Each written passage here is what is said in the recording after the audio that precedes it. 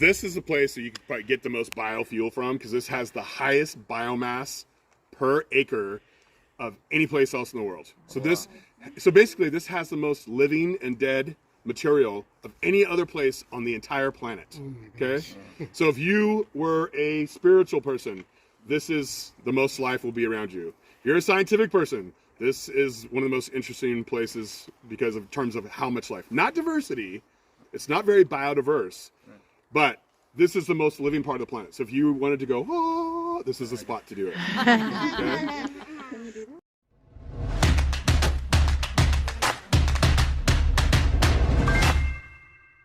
So this tree is probably over 350 feet, and this is dedicated to the founders. So these trees are so tall and so big and so massive, and we're going to talk about them on this loop. But the one thing I want you to know is they can drink tons of water every day, even through their leaves. So if you get quiet for a minute, you'll hear, and so let's all be quiet and listen. No, that's not true, I lied. But they are drinking through their leaves, you can't hear it though. In fact, recently we discovered that some leaves, the only thing they do is drink water.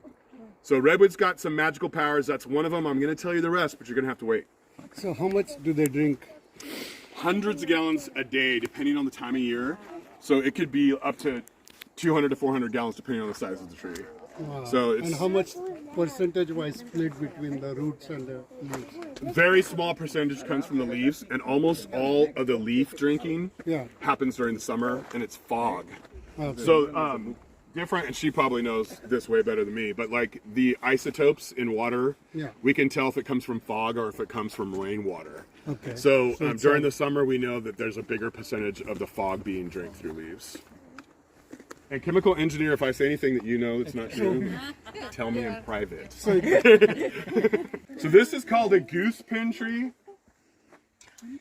And what do you think formed? Actually, there might be bears in there. Can someone go in there and make sure there's no bears for us, please? Before we don't want anybody's mom to get attacked by bears, so all the kids go in there and look for it first. As long as you have mom, we have more kids in the future. Obviously, no bears. Okay, good. But you know what does live? Bears do live in there, and we used to have grizzly bears here, and they would live in these. And then we killed all of them by 1921, and now black bears moved in. So when you kill wolves, coyotes move in. When you kill grizzly bears, black bears move in. Black bears aren't scary, and I wouldn't worry about black bear sightings. Just go, get out of here, and they'll go. Okay. But it takes many, many fires for this to happen. Okay, it takes many fires.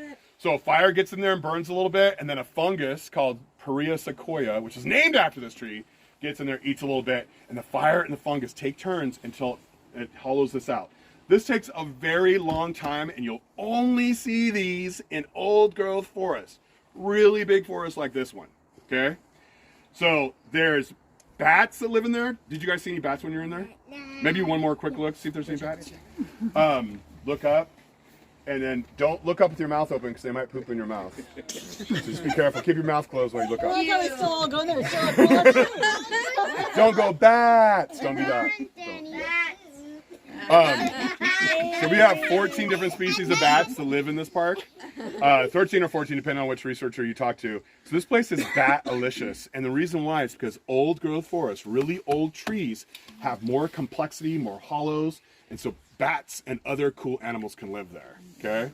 So there might be a couple more goosepin trees that I need you guys to go look and make sure there's no bears in before our moms go see it, okay? Is this still living? Huh? Is this still living and growing? Oh, yeah. Is this tree still alive or is it dead? Like it's hollow. If I was hollow, I'd be dead.